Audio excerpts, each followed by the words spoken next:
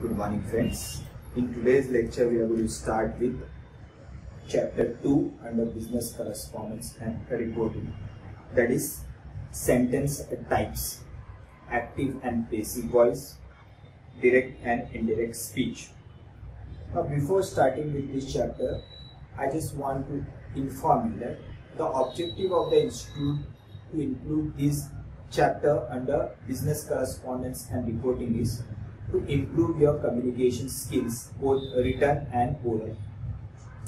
Communication skill आपके कब improve होंगे? जब आपका सेंटेंस फॉर्मेशन प्रॉपर होगा। और सेंटेंस फॉर्मेशन आपका प्रॉपर कब होगा? जब आपका सेंटेंस जो बनाने के रूल्स है, दैट मीन्स अ ग्रामर, जब तक आपका प्रॉपर नहीं होता है, जब तक आपका कम्युनिकेशन स्किल इम्प्रूव नहीं होगा। So you should be aware with the grammar rules which you have already done in your 10th standard, 11th standard, 12th standard, but it is a revision of whatever you have done in the earlier classes. तो यहाँ पे एक और बार we'll just try to understand, but before starting with this, we'll just revise के grammar में सबसे important क्या है? Part of speech. और part of speech कितने हैं? There are 8 part of speech. एक बार रिवाइज करते हैं and then we'll move with this detailed chapter. Part of speech में क्या क्या आता है? Noun आता है, दूसरा आता है आपका pronoun, तीसरा आता है आपका verb, चौथा आता है आपका adjective, पांचवा आता है आपका adverb, सिक्स्थ आता है आपका प्रीपोजिशन, सेवेंथ आता है आपका कंजंक्शन और 8 है आपका interjection. Now name of a person, place, thing, जैसे कि example Ram, Shyam, this is all noun. Pronoun जो आपको नाउन के बारे में बताता है, it is generally used instead of noun, that is I, he, she, etc. Verb जो हिंदी में we call it as a क्रिया, that is an action. In most of the sentence there will be a verb. Generally sentence does not form without verb. Adjective जो noun के बारे में आपको बताता है, example of adjective you can call it as old, blue, smart, pretty. These are the example of adjective which gives the additional information about a noun.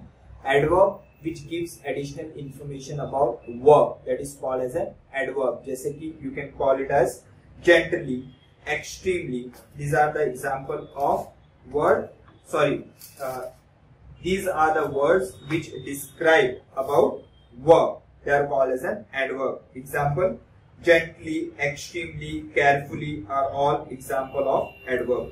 Then comes preposition. Preposition is what? It is a word placed before a noun or a pronoun or a phrase, that is called as a preposition. Example: at, under. These are all example of preposition. Then comes a conjunction. Conjunction joins two words, two sentences, or joins two words, phrases are called as a conjunction. Example is you can call it as and, but, because are all example of conjunction. Interjection is where you express your feelings such as oops, wow. These are example of interjections. So these are the part of speech. Now we'll start with this chapter and try to understand what it says. Now in linguistics, that is in any language, grammar is the set of structural rules governing the composition of clauses, phrases and words in any given natural language. We'll just understand what is a clause, phrase, just they have given further. The term refers also to the study of such rules, and this field includes phonology. Phonology is a study of sounds. Then morphology. Morphology is the study of words and their arrangement. And syntax is a study of grammatical arrangement of words, how properly the word should be arranged in order to generate a definite meaning of that sentence. So this is all about introduction. Just we'll start with this. Now they are starting with a phrase, clause and a sentence. Now phrase क्या होता है? What it says? Phrase, clause and sentence are three structural units that create meaning in a language. They comprise of groups of words with meaning. Understanding these basic units is the foundation of learning English grammar. What is a phrase? A phrase is a group of words that make sense but not a complete sense. बराबर? Phrase एक group of words है जो कुछ ना कुछ meaning दर जाता है, बताता है, लेकिन वो पूरा मीनिंग नहीं बताता है. तो that means it is a part of sentence, लेकिन वो एक पूरा सेंटेंस नहीं है. तो सेंटेंस का एक part will be called as a phrase. It can not stand alone but can be use as a part of sentence. For example, in the north a yellow dress at 5 o'clock. Now you can see this के यहाँ पे एक particular words आपको बताए गए जो कुछ ना कुछ मीनिंग बताते हैं, लेकिन पूरी तरीके से वो मीनिंग जनरेट नहीं करते. जैसे कि इन द नॉर्थ व्हाट पूरा सेंटेंस नहीं है. अ येलो ड्रेस के बारे में क्या? It's a pretty yellow dress. और what it says, yellow dress के बारे में क्या, कि वो ठीक है, वो ठीक नहीं है, क्या बताया गया. तो यहाँ पे पूरा सेंटेंस नहीं है. Then comes a clause. A clause is a group of word which contain a subject and a predicate.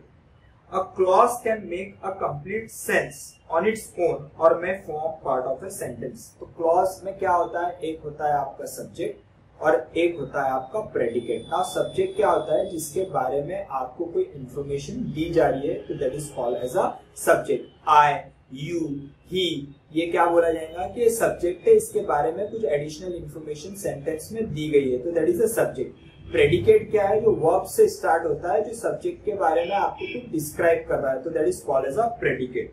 अब यहाँ पे अगर आप देखोगे तो प्रेडिकेट क्लॉज जो है वो दो टाइप के होते हैं. एक होता है आपका मेन क्लॉज, जिसको आप इंडिपेंडेंट क्लॉज भी बोलते हैं, और एक होता है आपका सबऑर्डिनेट क्लॉज, जिसको आप डिपेंडेंट क्लॉज भी बोलते हैं. मेन क्लॉज अपने आप में एक पूरी तरीके से सेंटेंस है, जिसको किसी और चीज की जरूरत नहीं है, किसी और वर्ड सेंटेंस की जरूरत नहीं है, जो अपने आप में एक सेंटेंस बनाया गया जो पूरा मीनिंग आपको बता रहा है. डिपेंडेंट क्लॉज ऐसा क्लॉज है जो पूरी तरीके से जो मेन क्लॉज के साथ अटैच है, लेकिन अगर उसे अकेला छोड़ दिया जाए तो वो पूरा मीनिंग नहीं बताएगा. तो that is called as a dependent. इसीलिए उसको नाम सबऑर्डिनेट यानी सेकेंडरी, या फिर उसको बोला गया डिपेंडेंट, यानी वो किसी न किसी सेंटेंस पे या वर्ड्स पे डिपेंडेंट है. तो यहाँ पे क्या बोला है देखिए, मेन और इंडिपेंडेंट क्लॉज. अब मेन क्लॉज क्या होता है? Clause contains one subject. Predicate क्या होता है? It starts with verb and describes the subject. A main clause has a subject and a predicate and can stand by itself as a complete sentence. Example, he has a chain of gold. ये पूरी तरीके से एक sentence है जो पूरा meaning आपको बता रहा है, इसमें कुछ भी इनकम्प्लीट नहीं है. ही सब्जेक्ट है, has a chain of gold. उसके पास क्या है? उसके पास एक गोल्ड का चेन है. ये पूरी तरीके से एक सेंटेंस है. यहाँ पे सब्जेक्ट क्या है? सब्जेक्ट है आपका ही. Reena lives in London. Reena कहाँ पे रहती है? लंदन में रहती है. रीना एक सब्जेक्ट है और lives in London is a predicate, जहाँ पे आपका वर्ब लिव्स है, लिव्स से वो स्टार्ट हो रहा है. तो रीना कहाँ पे रहती है? वो लंदन में रहती है.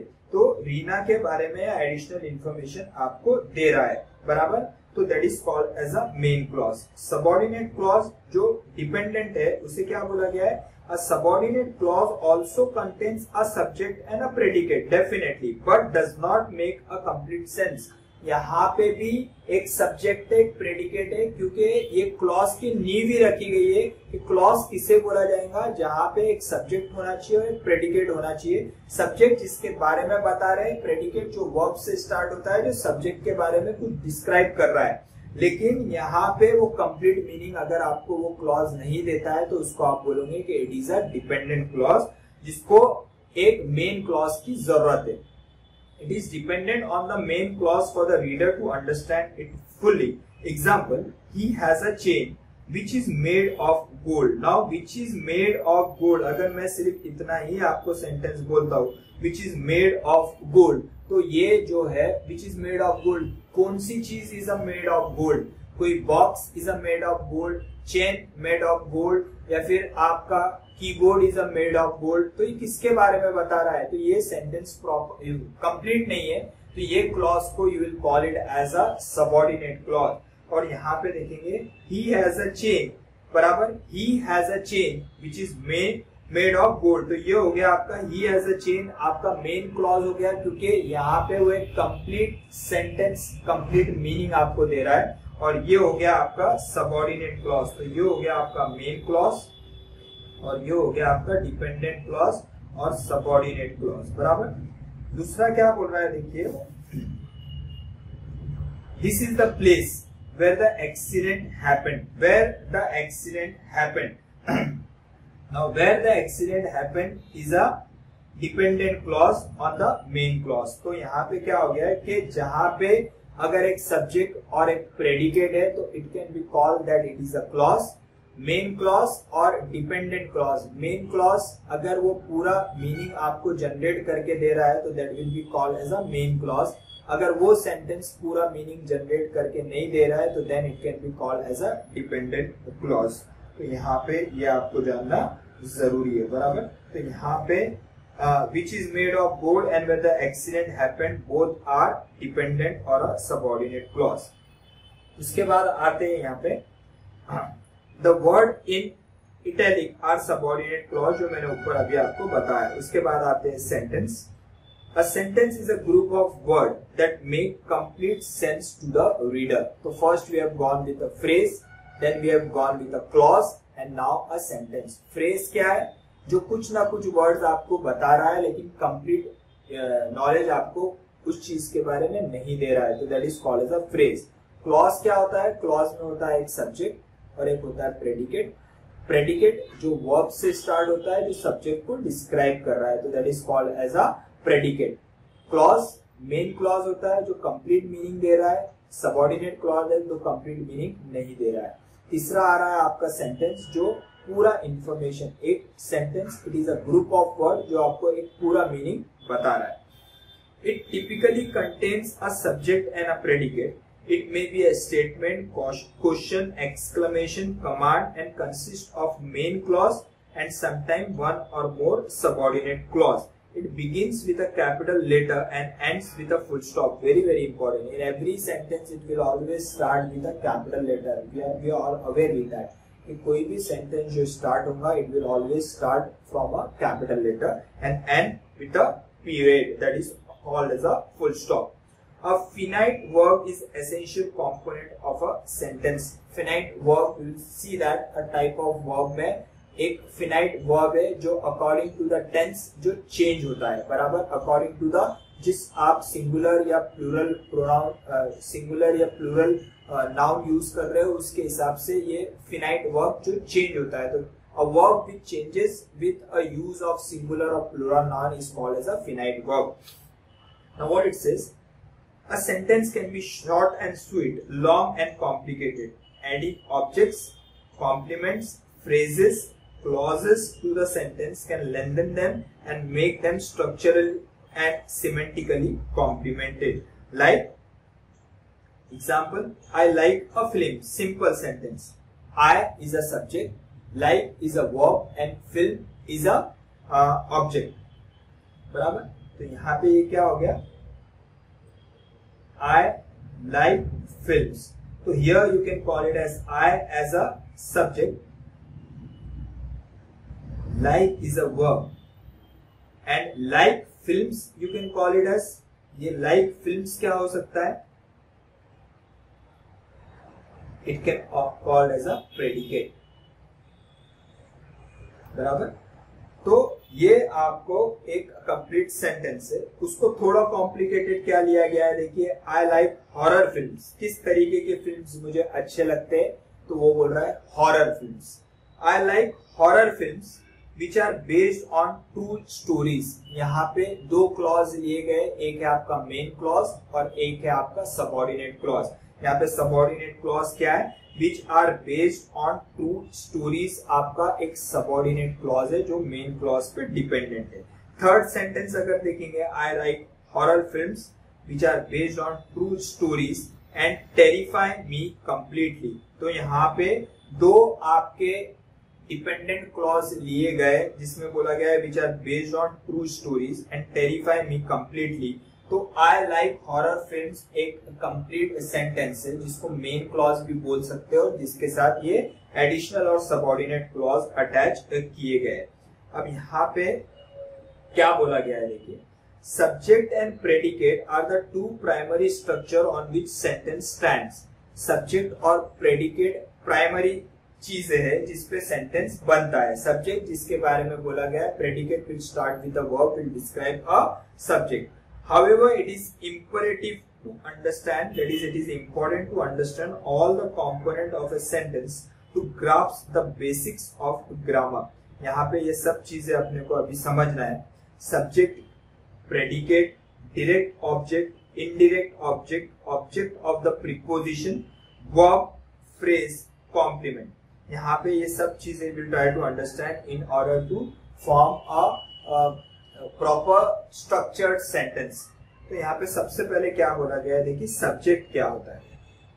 सब्जेक्ट क्या होता है, यहाँ पे बोला गया है कि the subject is the person और a thing about which something is stated. तो यहाँ पे क्या है, सब्जेक्ट क्या है कि किसी के बारे में, किसी लिविंग और नॉन लिविंग थिंग के बारे में कोई इंफॉर्मेशन अगर आपको कोई दे रहा है, किस चीज के बारे में, किस पर्सन के बारे में, तो वो पर्सन या वो चीज will be called as a subject. Predicate थोड़ी देर पहले ही अपन ने देखा, predicate will always start with a verb and will always says about the subject. The predicate is the part of the sentence that tells something about the subject. वो कुछ ना कुछ सब्जेक्ट के बारे में आपको बता रहा है, तो that is called as a predicate. Now try to understand this. My brother works in Dubai. Now here, my brother is a subject, work is a verb in Dubai। और अगर ये पूरा का पूरा आप सेंटेंस लेंगे, work in Dubai, that can be called as a predicate, बराबर। The train arrived late, train is a subject, arrived late is a predicate। The old woman was walking down the street, subject, was walking down the street, predicate। This is my bag, this is a subject, is my bag is a predicate। The weather in Mumbai is a subject, is hot and humid is a predicate। Now you can see in all this, work, arrive, was walking, is all these are verb। तो यहाँ से predicate start होता है जो subject के बारे में आपको बता रहा है। तो क्या बोल रहा है देखिए, the words in bold tells names a person, place or thing about which something is been said, they are the subject। The second part of the sentence which states something about the subject is called as a predicate। तो simple है, subject और predicate. Subject जिसके बारे में बोला जा रहा है, प्रेडिकेट जो सब्जेक्ट के बारे में कुछ एडिशनल इंफॉर्मेशन आपको देता है, उसे आप बोलते हो predicate. Now comes a direct and indirect object। Now what is a direct object? Direct object हमेशा what क्वेश्चन का आंसर करेगा, what, और indirect object हमेशा whom क्वेश्चन को आंसर करेगा। We'll just try to understand। Direct object is a person or a thing that is affected by the action of the subject। Person or a thing that is affected by the action of the subject, बराबर। ऐसी object, ऐसी चीज जो आपके subject को effect कर रहा है, तो that is called as a subject के थ्रू इफेक्ट हो रहा है राधा, तो that is called as a direct object. You could say the direct object receive the action of the verb, it follows verb and answer the question what. हमेशा वो verb को follow करेगा और हमेशा वो विच क्वेश्चन को answer करेगा, तो वो है व्हाट, वर्ड को आंसर करेगा। Example, Ram kick the ball, Ram kick what, यहाँ पे राम किक व्हाट, तो you can call it as directly you will come with the object that is a ball. Ram ने किसको किक मारा, तो राम ने बॉल को किक मारा, तो Ram is a subject, kick is a verb, और वो कौन से क्वेश्चन को आंसर कर रहा है, तो यहाँ पे what Ram kick what, Ram kick the ball. Second, the ball hit Sheela. Now in the first case Ram is a subject, kick is a verb, and the ball is a direct object. The ball hit Sheila. Ball किसको hit किया? Ball जो है it is a subject, hit is a verb, Sheila is a object. Ball ने शीला को hit किया, तो directly वहां पे link कर रहा है, तो that is called as a direct object. Ruhi repaired the computer. Ruhi is a subject, repair is a verb, और किसको, computer is a direct object, बराबर। Ruhi repaired what, Ruhi repair the computer, it is answering the question what. The ball hit Sheela, the ball hit what, the ball hit Sheela. We build a castle on the beach. Castle आप पहाड़ बनाते हो ना beach के ऊपर, तो that is called as a castle. We build castle on the बीच, तो यहाँ पे अ कैसल, बीच पे आपने क्या बनाया, तो बीच पे आपने कैसल बनाया, तो that is a direct object. I have baked a cake, I have baked is a verb, I is a subject, और मैंने क्या बनाया, अ cake. I have baked what, तो मैंने केक बनाया, तो cake is a direct object. तो यहाँ पे बोल रहा है it always follows the verb and answer the question what. उसी तरह यहाँ पे क्या बोला गया है, देखिए, the ball, Sheila, computer, castle, cake receive the action from the subject. The sentence structure is subject, verb and object. Now you can see that in every sentence first there is a subject, it will followed by a verb, it will followed by a object. Which object? Direct object. So such object will be called as a direct object. Indirect object के बारे में क्या बोला है? An indirect object is a person or thing that the action is done to or for.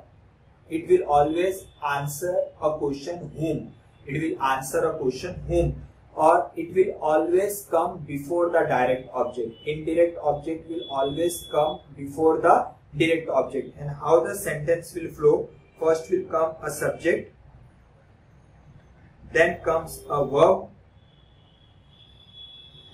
then comes an indirect object, and then comes a direct object. So this is how the sentence will flow. What it says, the indirect object usually comes just before the direct object and can be called the receiver of the direct object. It directly follows the verbs and answers the question whom. The structure is subject, verb, indirect object and direct object. देखिए यहाँ पे क्या बोला है, I made Neha pasta for lunch. I is a subject, made is a verb. Neha is a object, but which object? यहाँ पे it is called as an indirect object. I made Neha pasta for lunch. मैंने नेहा के लिए pasta बनाया है lunch में, तो यहाँ पे डायरेक्ट ऑब्जेक्ट क्या है, I made pasta is a complete sentence. I is a subject, made is a verb, pasta is a object. अगर सेंटेंस इस तरीके से रहता था कि I made pasta, तो यहाँ पे pasta has become a object. That object will be called as a direct object. लेकिन यहाँ पे क्या बोला है, डायरेक्ट ऑब्जेक्ट के पहले एक और ऑब्जेक्ट आ गया, तो यहाँ पे कौन सा ऑब्जेक्ट आया, I made नेहा, तो मैंने नेहा को नहीं बनाया है, मगर यहाँ पे क्या बोल रहा है, I made Neha pasta for her, यानी मैंने नेहा के लिए पास्ता बनाया है।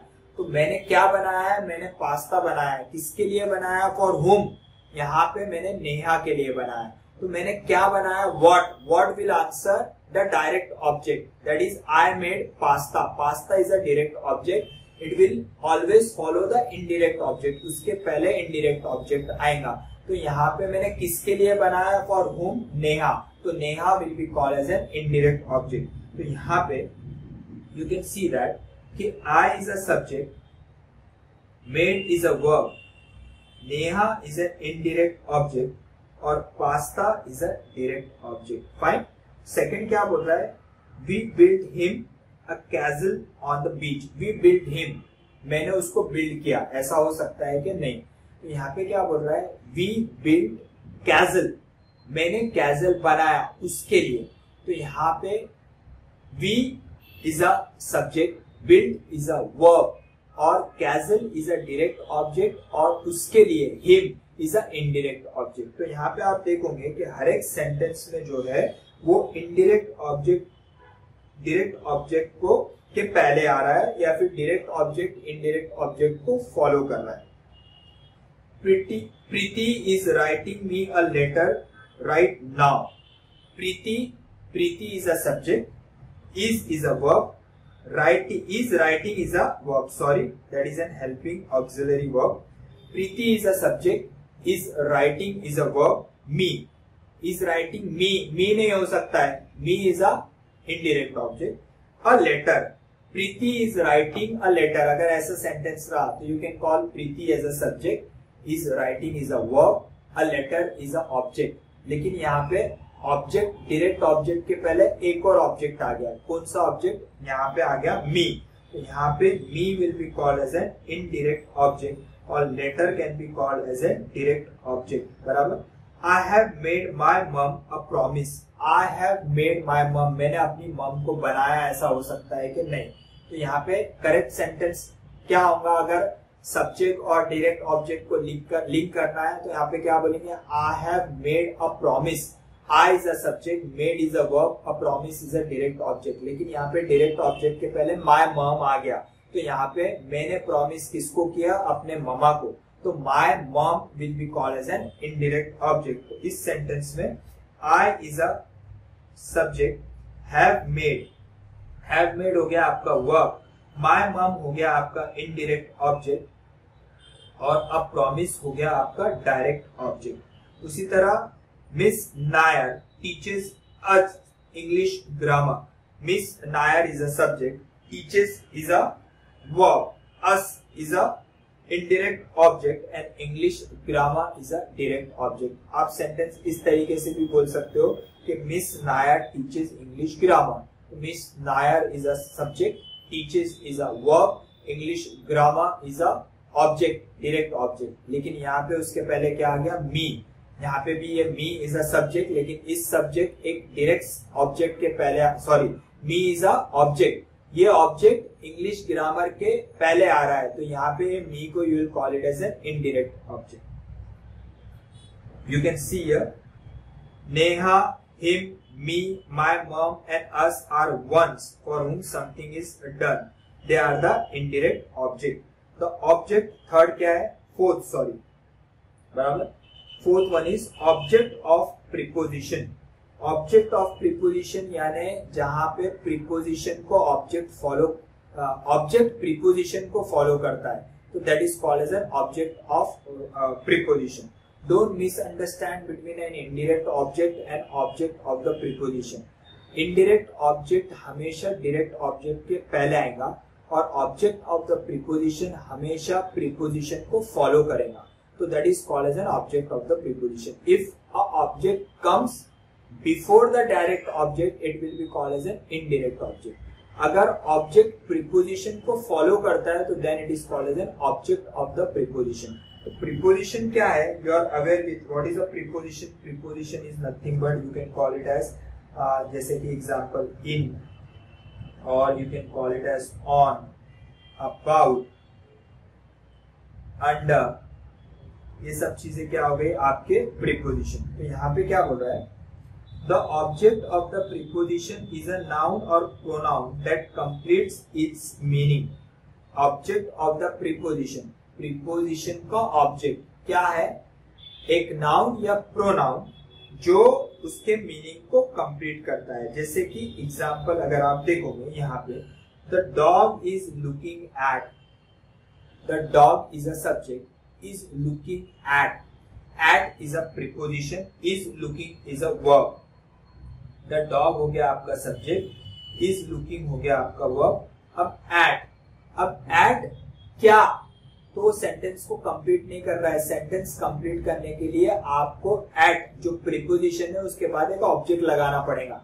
लुकिंग एट व्हाट, जब तक आप वो कंप्लीट नहीं करते हो तो वो सेंटेंस का मीनिंग नहीं निकलेगा। तो यहाँ पे ये प्रीपोजिशन जो है इसके बाद आपको एक ऑब्जेक्ट लगाना पड़ेगा, तो जब जाके वो सेंटेंस कंप्लीट होगा। और जो भी ऑब्जेक्ट आप यहाँ पे लगाओगे एट के, ये एट के आगे जो भी आप ऑब्जेक्ट लगाओगे तो उस ऑब्जेक्ट को आप क्या बोलेंगे, ऑब्जेक्ट ऑफ द प्रीपोजिशन। जैसे कि the dog is looking at the box, looking at the box. अब यहाँ पे देखेंगे the dog is a subject, is looking is a verb, at is a preposition, the box is a object. तो object preposition के बाद में आ रहा है, तो यहाँ पे you will call it as a object of the preposition. The sentence is incomplete, we don't know what the dog is looking eight. अब यहाँ पे बोला है the dog is looking at the mouse, तो यहाँ पे क्या हो गया, माउस क्या हो गया यहाँ पे, object of the preposition. The mouse is a object of the preposition. Example 2, you are going to what, आप कहाँ पे जा रहे हो, going to, you are going बराबर यू इज अ सब्जेक्ट। अब यहाँ पे क्या बोल रहा है, this sentence is incomplete, we don't know where you are going, you are going to Kolkata, Kolkata is a object to the preposition to बराबर are going is a verb, you is a subject, you are going, to is a preposition, Kolkata is an object, object is following a preposition. What it further says, do not confuse the direct object with the object of preposition. आपको indirect object और object of the preposition को distinguish करना आना चाहिए। कि मैंने आपको बताया कि indirect object हमेशा direct object के पहले आएगा, direct object indirect object को हमेशा follow करेगा। यानी अगर एक object डायरेक्ट ऑब्जेक्ट के पहले आ रहा है तो उसको इनडायरेक्ट ऑब्जेक्ट बोलेंगे। एक ऑब्जेक्ट अगर प्रीपोजिशन के बाद में आ रहा है तो then it will be called as an object of the preposition. हालांकि दोनों केसेस में सेंटेंस का मीनिंग एक ही होगा, लेकिन differently it will B drafted. अगर कोई ऑब्जेक्ट डायरेक्ट ऑब्जेक्ट के पहले आता है तो वहां पे आप इनडायरेक्ट ऑब्जेक्ट बोलेंगे। अगर वही ऑब्जेक्ट प्रीपोजिशन के बाद में जाता है तो उसको you will not call it as an indirect object, but you will call it as an object of the preposition. Just look at the sentence, have look at the following example, Lalit gave Reema the pen. Now here you see this, Lalit is a subject, gave is a verb, Reema the pen, Reema क्या हो गया यहाँ पे, एक object जो direct pen और एक object के पहले आ रहा है। तो यहाँ पे रीमा हो गया एक इनडायरेक्ट ऑब्जेक्ट और द पेन हो गया आपका डायरेक्ट ऑब्जेक्ट। अगर सिर्फ ऐसा बोला जाए कि ललित gave द पेन, तो ये भी एक पूरा सेंटेंस है, लेकिन किसको पेन दिया, रीमा को दिया। तो यहाँ पे रीमा एक ऑब्जेक्ट के पहले आई है जो एक डायरेक्ट ऑब्जेक्ट है, द पेन एक डायरेक्ट ऑब्जेक्ट है, उसके पहले रीमा आ गई, तो Reema will be called as an indirect. तो ललित gave अ पेन, किसको दिया, रीमा को दिया। Now see the sentence, Lalit gave the pen to Reema.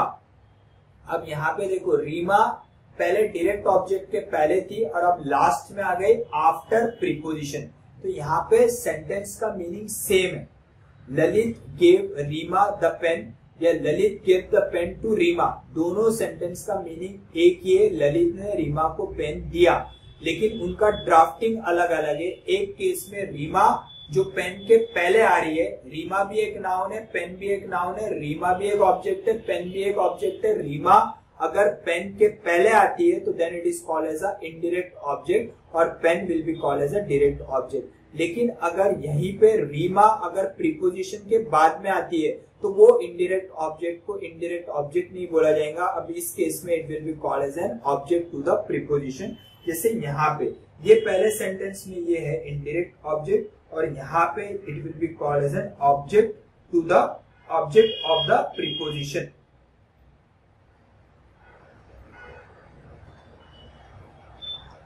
Object of the preposition. Fine. So what it says, in the first sentence Rima is an indirect object, in the second sentence Rima is the object of the preposition to.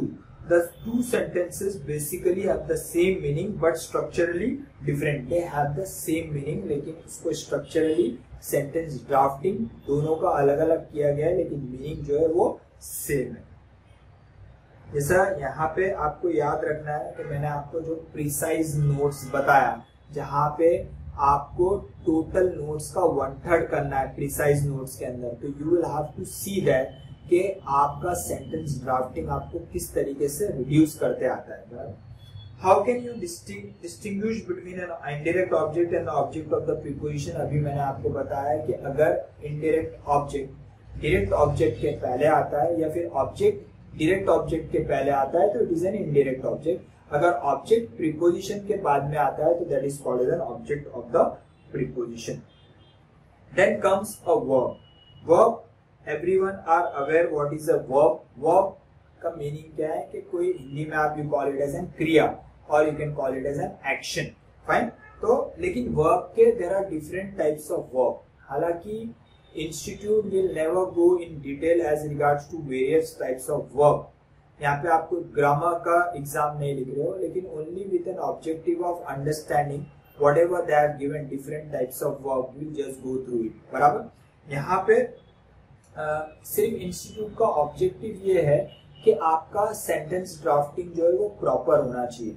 जो भी आप communicate करना चाह रहे हो examiner को, proper होना चाहिए। आपके सेंटेंस स्ट्रक्चर जो है वो करेक्ट होने चाहिए। तो वो उस पर्पस के लिए यहाँ पे बताया गया है। हालांकि आप कोई ग्रामर का एग्जाम यहाँ पे नहीं लिख रहे हो। तो just will overlook different types of verb. A verb is a customarily defined as a part of speech that describe an action, occurrence, indicates a state of being. In every sentence, the most important word is the verb. Rare chances है कि without verb कोई sentence बनेगा। In every sentence, almost you will find there will be a verb. So different kind of verb कौन-कौन से? There are various types of verb according to their function in the structure of the sentence. First one is a finite verb. Simple है। Finite verb जो sentence के accordingly अपने आप को change करता है तो that is called as a finite verb. Singular noun, plural noun के केस के अंदर वो अपने आप को किस तरीके से change करता है verb, तो then it is called as a finite verb. Example अगर देखेंगे तो you can see over here, I am a teacher. He is a teacher. She goes to schools every day. Now you look at it कि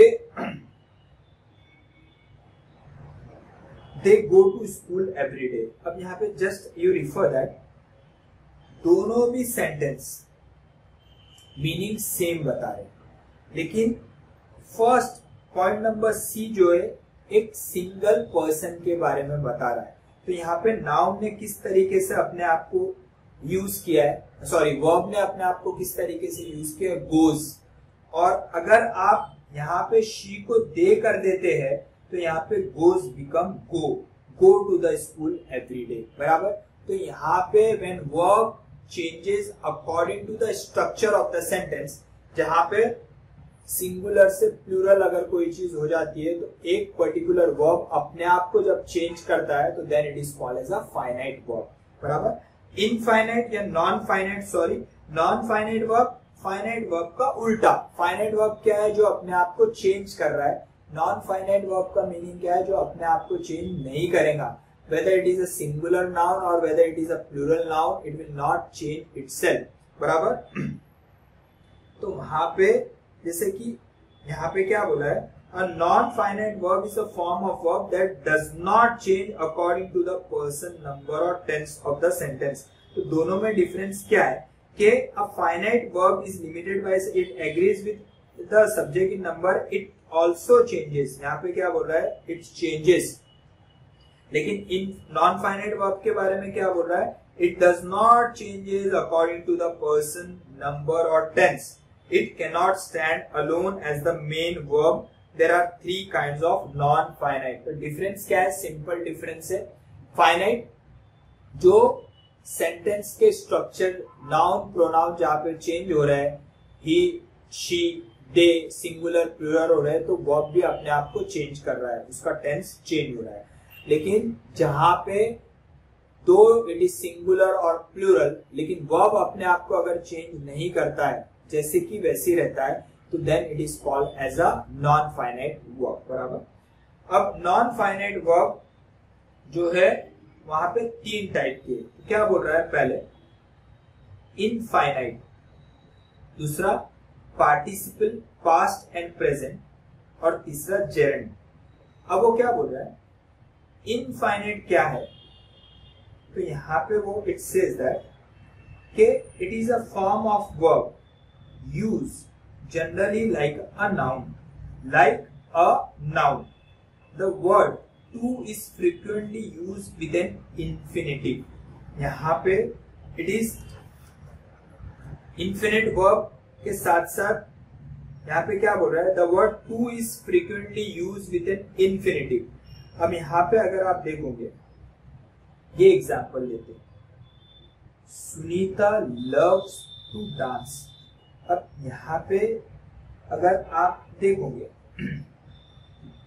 if I call it as I love to dance,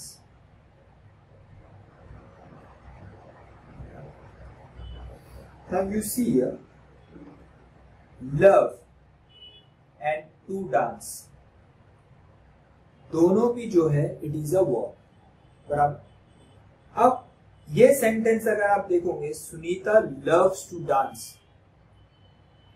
love और loves, अगर मैं यहाँ पे आई use कर रहा हूं तो यहाँ पे यूज हो रहा है लव, और मैं किसी और के बारे में अगर बोल रहा हूं तो यहाँ पे बोला गया है loves. I can not use I loves to dance, मैं ऐसा सेंटेंस यूज करूंगा क्या? आई लव्स टू डांस, नहीं, यहाँ पे I am not going to use S. तो ये पर्टिकुलर केस में आप अगर देखोगे तो यहाँ पे लव हैज बिकम लव्स, तो ये चीज को आप क्या बोलोगे? This will be called as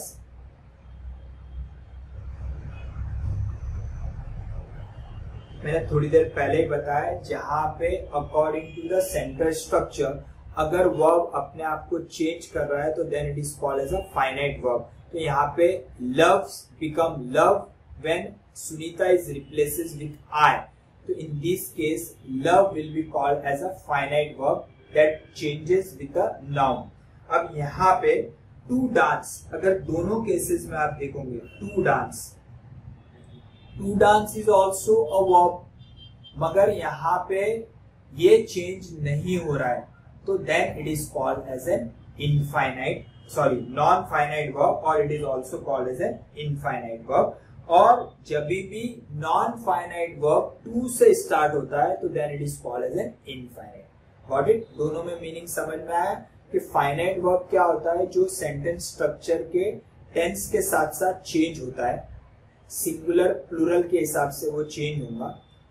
जहां पे वो चेंज नहीं होता है then it is called as a non finite, अगर वो चेंज होता है तो then it is called as a finite. तो ये बेसिक डिफरेंस है between a finite verb and a non finite verb. Change नहीं होता है तो नॉन फाइनाइट, चेंज होता है तो फाइनाइट, और अगर वो टू से स्टार्ट हो रहा है तो then it is called as an infinite non finite verb, infinitive non finite verb, infinitive non finite verb. तो अगर फाइनाइट वर्ब का मीनिंग क्या है कि जो वर्ब सेंटेंस स्ट्रक्चर के हिसाब से चेंज हो रहा है, फाइनाइट वर्ब। जो सेंटेंस स्ट्रक्चर के हिसाब से चेंज नहीं हो रहा है, नॉन फाइनाइट वर्ब। उसमें पहला इन्फिनिटिव वर्ब हमेशा टू से स्टार्ट होगा, जैसे यहाँ पे बताया गया। दूसरा है आपका पार्टिसिपल। अब participle is that form of verb which has the nature of both a verb and an adjective, यानी जहां पे वर्ब का भी काम प्ले कर रहा है और एडजेक्टिव का भी काम प्ले कर रहा है, तो उसको आप बोलोगे पार्टिसिपल वर्ब। जहां पे वर्ब का भी काम कर रहा है और एडजेक्टिव का भी काम कर रहा है, तो ऐसे वर्ब को you will call it as a participle verb. Example, he set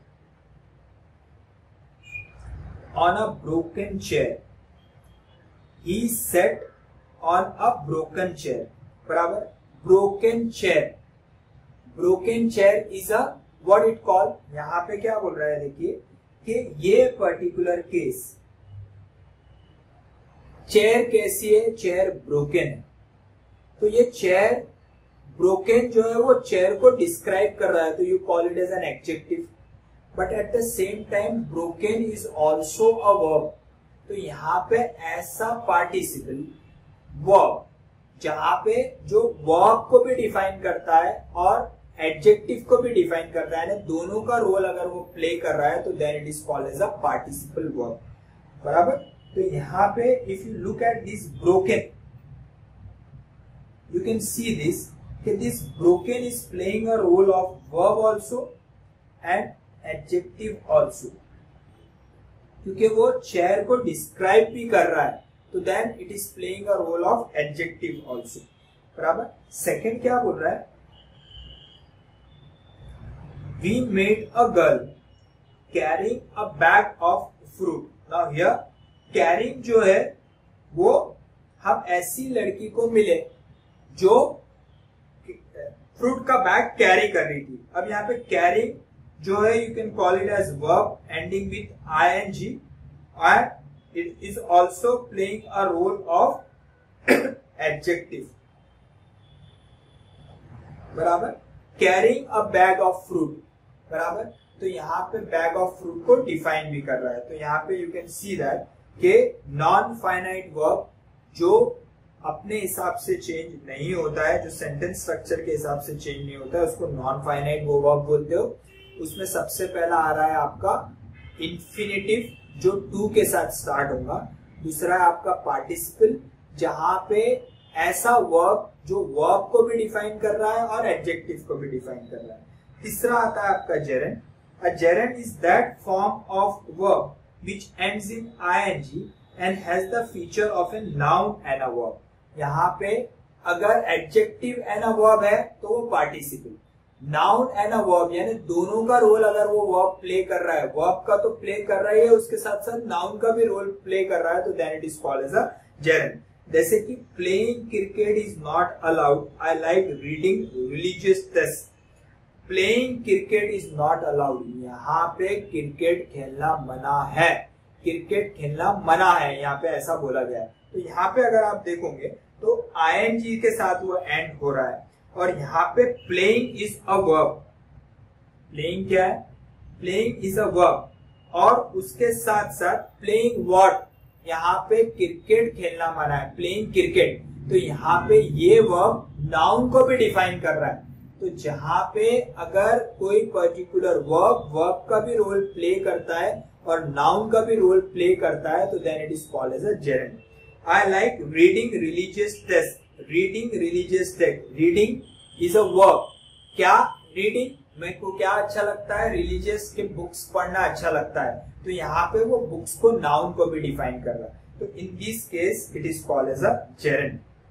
तो आप अगर देखोगे infinite verb, sorry non finite verb तीन टाइप के होते हैं। पहले तो verb finite, non finite. Finite जो सेंटेंस स्ट्रक्चर के हिसाब से चेंज हो रहा है, सिंगुलर प्लूरल के हिसाब से अगर वो चेंज होता है तो then it is called as a finite verb. Non finite verb जो सेंटेंस स्ट्रक्चर के हिसाब से चेंज नहीं हो रहा है जो वर्ब, तो that is called as a non finite. Non finite में तीन type, first is an infinitive, second is a participle, third one is a gerund. Infinitive में क्या बोला गया है, इन्फिनिटिव में ये बोला गया है कि it will always start with to. Participle में क्या बोला गया है कि जो वर्ब के साथ साथ एडजेक्टिव का भी रोल प्ले कर रहा है तो then it is called as a participle verb. अगर कोई पर्टिकुलर वर्ब के अलावा नाउन का भी रोल प्ले कर रहा है तो then it is called as a gerund. तो ये आपका नॉन फाइनाइट वर्ब। थर्ड है आपका ऑक्सिलरी वर्ब। ऑक्सिलरी वर्ब का मीनिंग क्या है कि ऑक्सिलरी यानी सपोर्टिंग, किसी को आप अगर सपोर्ट, वर्ब को अगर कोई सपोर्ट कर रहा है, अगर वो उसको सपोर्ट नहीं मिला तो सेंटेंस प्रॉपर नहीं होगा, तो then it is called as an auxiliary. These are helping verbs. The form of verb be, am, is, was, have and do when used with ordinary verb to make tenses, passive form, quotients, negatives are called as an auxiliary or helping verb. He is working on a project. Now, is working. He working on a project proper sentence नहीं है. He is working.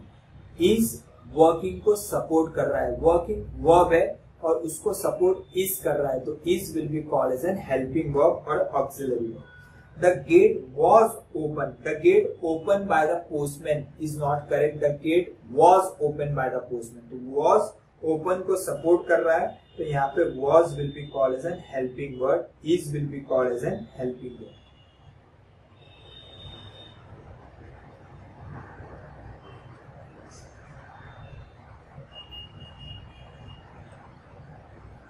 फिर आते हैं modals.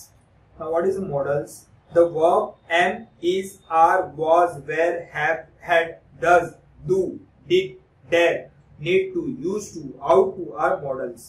बराबर? They are used before ordinary verb and expresses meanings such as permission, possibility, certainty, necessity. Now what it says? They are used before ordinary verbs.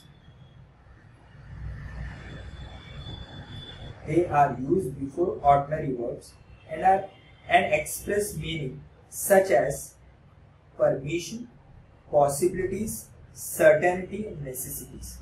Auxiliary verb भी ordinary verb के पहले use होता है, modals भी verb के पहले use होता है. तो दोनों में difference क्या है? अगर कोई particular verb अपनी ability दर्शाता है, permission दर्शाता है, obligation दर्शाता है, तो that can be called as an modals. अब यहाँ पे क्या बोला है देखिए, modals का सिंपल मीनिंग ये है कि वो आपके सेंटेंस को एक्स्ट्रा मीनिंग अगर दे रहा है, एक्स्ट्रा मीनिंग,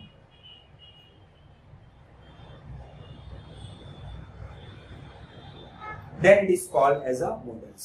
अब यहाँ पे क्या बोला है देखिए, I can drive a car, can drive.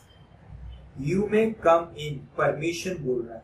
You may, अपन बोलते हैं ना मैं come in, तो you may come in, आपको परमिशन दे रहा है. तो यहाँ पे may come, आपको अगर कोई पर्टिकुलर वर्ब के थ्रू परमिशन मिलती है तो then it is called as a modals. We should obey, obligation क्या बता रहा है? We should obey. तो अगर कोई पर्टिकुलर वर्ब के थ्रू आपकी एबिलिटी समझ में आती है, कोई वर्ब आपको परमिशन दे रहा है या कोई वर्ब अगर आपको ऑब्लिगेशन बता रहा है, नेसेसिटी बता रहा है, तो then that verb will be called as a modals. बराबर? तो ऑक्सिलरी वर्ब और मॉडल्स में डिफरेंस क्या है? दोनों भी ऑर्डिनरी वर्ब के साथ यूज होते हैं. अगर वहां पे कोई नेसेसिटी, कोई ऑब्लिगेशन, कोई परमिशन, कोई एबिलिटी समझ में आती है उस वर्ब के द्वारा, उस सपोर्टिंग वर्ब के द्वारा, उस हेल्पिंग वर्ब के द्वारा, तो उस हेल्पिंग वर्ब को you will call it as a modals. You will always see that subject formation जब भी होता है तो you will first have a subject, then you will have a modal, then you will have a verb, then you will have a object. बराबर? यहाँ पे दिख रहा है ना, this is a subject. बराबर? ये can is a modal, drive is a verb और car is a object. You can see over here. तो sentence formation किस तरीके से हो रहा है? Subject, modal, verb and object. तो अगर कोई helping verb आपकी ability को बताता है, परमिशन देता है, नेसेसिटी बताता है, ऑब्लिगेशन बताता है, तो उस केस में that particular helping word will be called as a modal. और लास्ट आता है आपका, सॉरी सेकंड लास्ट है आपका transitive verb. Transitive verb are action verb that always express doable activities. These verbs always have a direct object, meaning someone or something receive the action of the verb. Direct object directly attach रहेगा verb को, then it is called as a transitive verb. जैसे कि Meher spoke the truth. Spoke is a verb, Meher is a subject and truth is an object. तो जहां पे verb के साथ साथ सीधा object attach है तो that verb will be called as a transitive verb. बराबर? The driver stop the car. Driver is a subject, stop is a verb, car is a object. The donkey kicked the washerman. The donkey is a subject, keep is a verb, washerman is a object. जहां पे verb के साथ साथ object attach है तो then that verb will be called as a transitive verb. और last है आपका इंट्रांजिटिव वर्ब, यानी ट्रांजिटिव वर्ब का उल्टा। It denotes an action that does not pass over to an object. यहाँ पे ऑब्जेक्ट की जरूरत नहीं है, वो यहाँ पे इट में एक्सप्रेस अ स्टेट और बीइंग, एक्शन स्टेट बीइंग। यहाँ पे देखिए, he ran a long distance, the baby sleeps 12 hours a day, there is a flaw in this design। यानी वो वर्ब कुछ एडिशनल इंफॉर्मेशन आपको दे रहा है जहां पे ऑब्जेक्ट कनेक्टिविटी की जरूरत नहीं है। वो without object the sentence is proper, it gives you a full meaning, so that particular type of a verb will be called as a intransitive। जैसे कि he ran long distance, वो long distance run हुआ, यानी उसने रैन के बारे में एक एडिशनल इंफॉर्मेशन दी कि वो रैन अ लॉन्ग डिस्टेंस। कौन? he ran a long distance। तो ran is a verb, a long distance एक एडिशनल इंफॉर्मेशन आपको मिल रही है।